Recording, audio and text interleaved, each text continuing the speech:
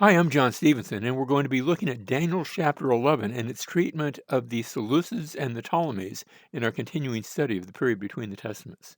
Daniel chapter 11 has some of the most detailed prophecy. It's so detailed that some scholars, those that don't believe that future prophecy is a real thing, have come to the assumption that Daniel 11 must have been written not in the days of Daniel, but hundreds of years later, after the days of the Maccabees, because it's going to tell that story. And I agree that it tells that story, although I personally do believe that prophecy is a thing, and so I don't have a problem saying that this was part of Daniel's writing in the days of Daniel.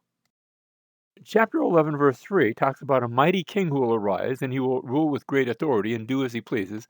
By all accounts, this sounds very much like Alexander the Great, and we already discussed him in a few classes ago, so I'm not going to go over that again. But as soon as he is arisen, his kingdom will be broken up and parceled out toward the 4 points of the compass. Again, we saw this happen in our last class, the successes of Alexander. Notice, though not to his own descendants, and his own descendants didn't receive anything, it was these generals, nor according to his authority which he wielded, for his sovereignty will be uprooted and given to others beside them. And that happened. And we talked about Ptolemy and Seleucus and Lysimachus and Cassander and others. That actually took place. Verse 5, then the king of the south, and we said, if you go south, and the directions here are based upon words Judah. You say, well, actually, Egypt is a little bit to the southwest. That's close enough for government work.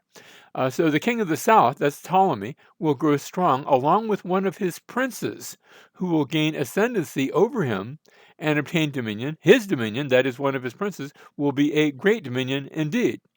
And we already saw how Ptolemy I took Egypt, but then Seleucus, who had been a general under him, ended up taking Syria and Mesopotamia as well, and founding the city of Antioch. So you have Seleucus and then his son Antiochus I reigning from Antioch. After some years, this is verse 6, after some years they will form an alliance, and the daughter of the king of the south will come to the king of the north to carry out a peaceful arrangement. And so you have Antiochus II by now, and he already has a wife. His wife's name is Laodike. Now, I know looks like we would pronounce that I don't know, Laodice or something like that. They have no letter C in Greek. So whenever you see C, translate it as a K sound. So Laodike. But to have this alliance with Ptolemy, what he's going to do, and they already have a son. They've been married a while. So their son is Seleucus II. But Ptolemy has a daughter, by the name of, again, that's not Bernice, that's Bernike. Let's do the Greek pronunciation when we can. And so in order to have this alliance, Antiochus is going to divorce his wife, and Bernike will come and marry him. And of course, Seleucus II, he's still the crown prince, but his mom has just been divorced. And so they're going to do this in order to have an alliance, to put an end to the bickering and the fighting that's we saw last class had been going on between them. The rest of verse 6, but she will not retain her position of power, nor will he remain with his power. So yes, that alliance is made, but Ptolemy II dies. That's the Ptolemy that we're looking at, and Antioch brings back his first wife, and Bernike, she's going to be sort of left out in the cold. So notice the prophecy says she will be given up along with those who brought her in, and the one who sired her as well as he who supported her in those times. And so Laodike is brought back as the number one wife. Now, she's not too happy with the fact that she was divorced in order to make room for that alliance. So she's going to get back at her former and new husband, Antiochus II. She's going to make sure that, he dies. She poisons him. And now she's still the mother of the crown prince, so she's not going to be put to death for that. But that leaves Bernike all alone with a woman who has already poisoned her own husband because he had divorced her and married Bernike. And so, she's going to be in trouble. So Seleucus II now becomes the king. This is after the death of Antiochus II. The prophecy goes on, verse 7, but one of the descendants of her line will arise in his place, and he will come against their army and enter the fortress of the king of the north. So that's Ptolemy the third now. And he's going to come up against them. But Bernike, and by now she has an infant son with that former marriage, and they are both killed. So notice they'll enter the fortress of the king of the north, and he will deal with them and display great strength. There's fighting that's going on between these two families that now has broken into open war. Also, their gods with their metal images and their precious vessels of silver and gold he will take into captivity. So Ptolemy III actually has some success, and he on his part will refrain from attacking the king of the north for some years. So he goes, he raids, he attacks, he takes what loot he grabbed and goes back to Egypt. And for a time, there's peace. Well, at least as somebody defined peace at that time where everybody stops to reload. And I think that's what's happening here.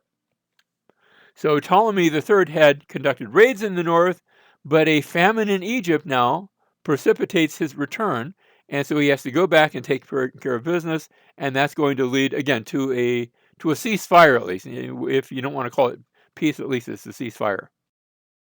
Now, verse 9. Then the latter will enter the realm of the king of the south, but will return to his own land. So now Seleucus will take the opportunity to do his attack, but he's going to go back. Notice his sons, and now you go from Seleucus II to two of his sons, Seleucus III and Antiochus III. His sons will mobilize and assemble a multitude of great forces, and one of them, and let me just say, it's going to be Antiochus III that's the big military man. One of them will keep on coming and overflow and pass through, that he may wage war up to his very fortress. And he's going to actually enter Egyptian territory. So this is Antiochus III now who's doing that. And we read in verse 11, the king of the south will be enraged and go forth and fight with the king of the north. You see this big clash about to take place. Then the latter will raise a great multitude, but that multitude will be given into the hand of the former. So Antiochus and Ptolemy each go out, and there is a historical battle in the year 217 BC at a place called Raphia. It's a bit south of the area of Gaza. It's right on the coast. And Antiochus III, he's thinking to attain a great victory, but he actually loses the battle. Now, he loses the battle not in his home turf, but down trying to face Egypt. Verse 12, when the multitude is carried away, his heart will be lifted up, and he will cause tens of thousands to fall, yet he will not prevail. And so it's a major battle. And now it's not just sniping back and forth. This is a major battle, and yet he fails, has heavy casualties. Verse 13, for the king of the north will again raise a greater multitude than the former. So even though he has tried and failed, he's going to try again. And after an interval of some years, he will press on with a great army and much equipment. And this time, not at Raphia, but this time at a place called Banias. Now, Banias, if you go to the very northern point of Israel, you come to a place north of the Sea of Galilee called Dan.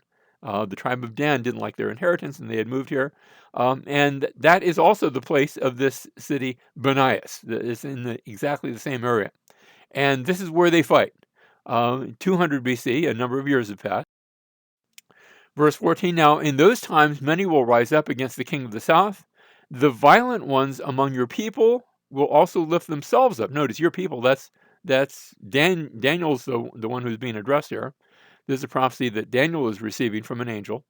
The violent ones among your people will also lift themselves up in order to fulfill the vision, but they will fall down. And so what happens now, you have a pro-Seleucid party that erupts in Jerusalem. And you can see why that would happen, because remember, the original Ptolemy had captured Jerusalem. We saw this in the last class, through guile, attacking on the Sabbath day, had done some damage to the city.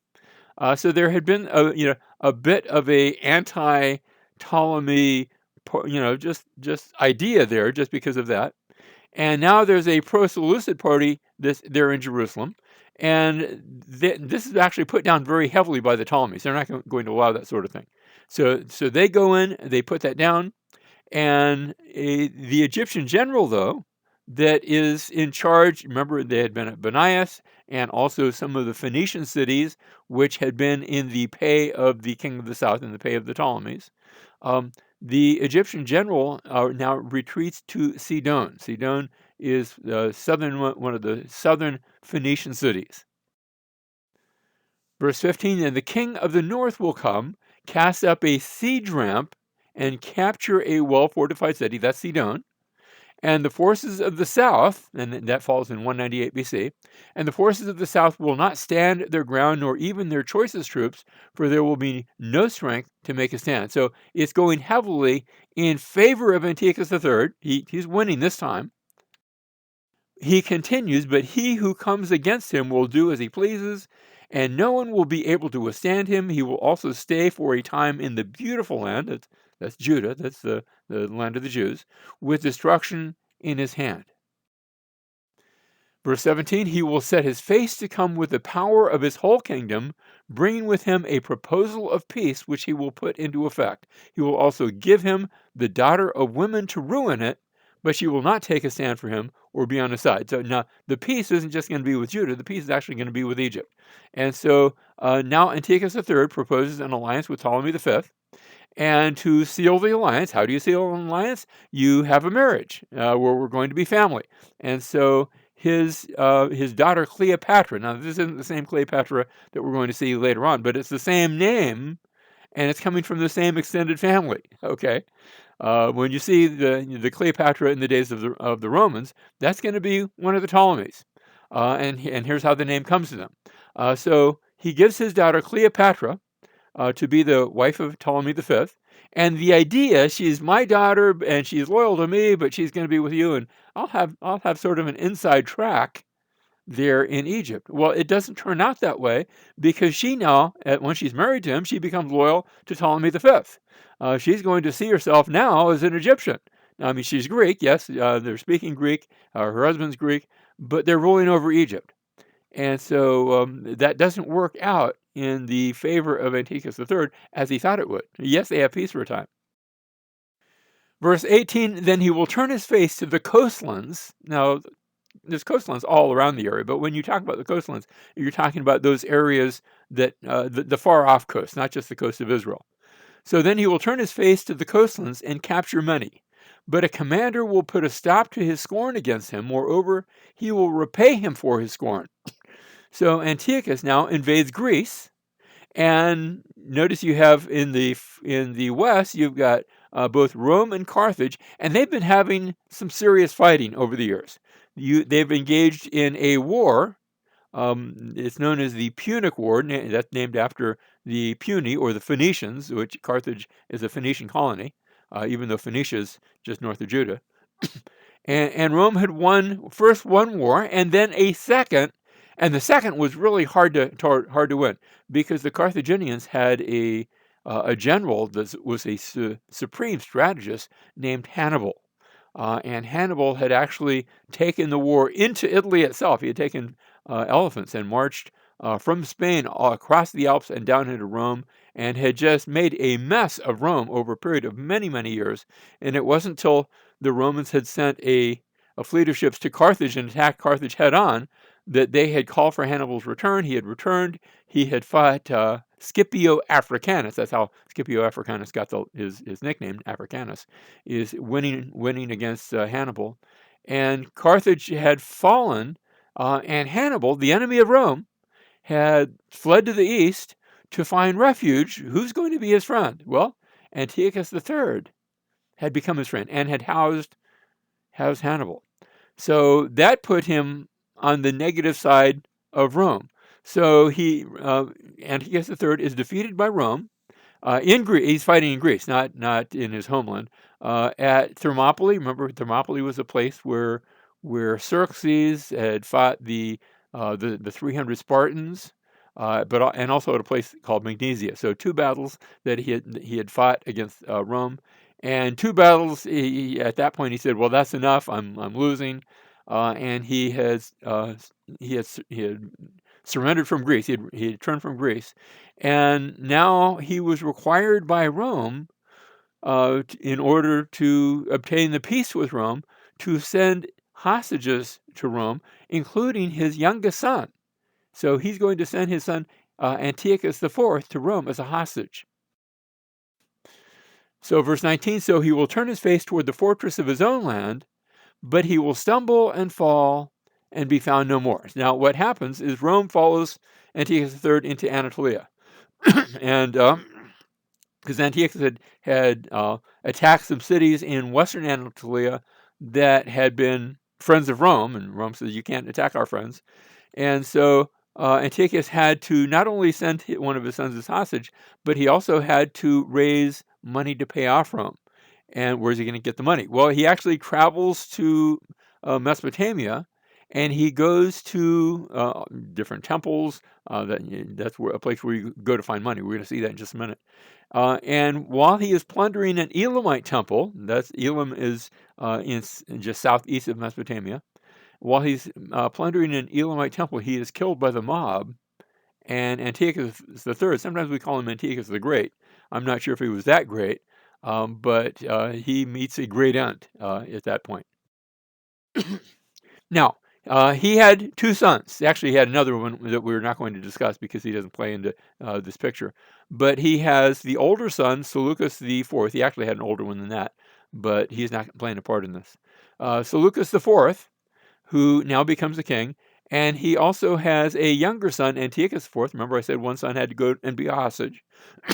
That's Antiochus IV. He's been a hostage in Rome, and actually he's one account talks about him being escaping. I don't think he escaped. I think he's just released, but he's going to be coming back in just a bit, and he's going to play a key part.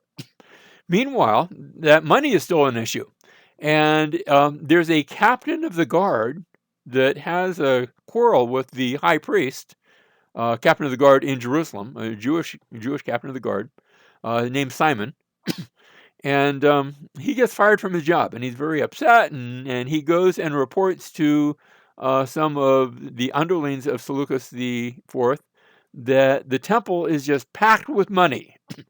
Now, there is money in the temple, but not as much as is being reported. And so Seleucus, remember, he needs the money, and so he's going to send his one of his right-hand men, Heliodorus, to confiscate money from the temple in Jerusalem. And Heliodorus, now we read about this story. This is in Second Maccabees. There's actually there's 4 books of Maccabees. And they're not part, I don't believe they're part of the canon. The Jewish people did not recognize them as scripture, although the church, both in Rome and also even the Orthodox Church, look at least at some of those books as being canonical. I don't, but I think they are good history. And so Second Maccabees chapter 3 tells the story that Heliodorus was sent to confiscate the wealth, and he goes and he meets with the high priest in Jerusalem, and he says, I'm going to take your money. And high priest says, well, there's not that much. Well, I'm going to take it anyway. Please don't, that you're insulting God. And so the people in Judah pray, and the story is told that Heliodorus, he goes into, now he's not going into the Holy of Holies, that's not where the money is kept, but he goes into the temple treasury to confiscate the money. And he has a vision that's just overwhelming of angels and horses, and I'm not sure all the details, but this vision, and he is just, it's a little bit like Paul, or Saul as we called him, on the Damascus Road, where now he's not struck blind, but he's struck down, and he just collapses, and he's and his guards go to the priest and they say, well, what do you do to him? Like, will you pray for him? Will you fix him? And according to the story, the high priest says, well, we're going to pray for him, and they do, and he gets better, and he leaves. He goes back to Seleucus IV without the money, because he's too scared now to take it now. And he goes back, and Seleucus IV is assassinated. And the accounts say that it's Heliodorus that does the assassination. It's like, am I going to face God, or am I going to face my angry king who wants the money? And so he chooses to face his, or not to face his king, but he chooses to assassinate him. So Seleucus IV is now killed, and that will leave Antiochus IV, who comes back now to to take his brother's place. Actually, he comes back saying, "I'm just going to be the regent for the son of Seleucus IV." That's not going to last. He'll have the son killed, and then he will now reign. And you think, okay, the temple has been delivered, but actually, someone even worse has come on the scene, and troubles have only begun to rise. But we'll see that in our next class.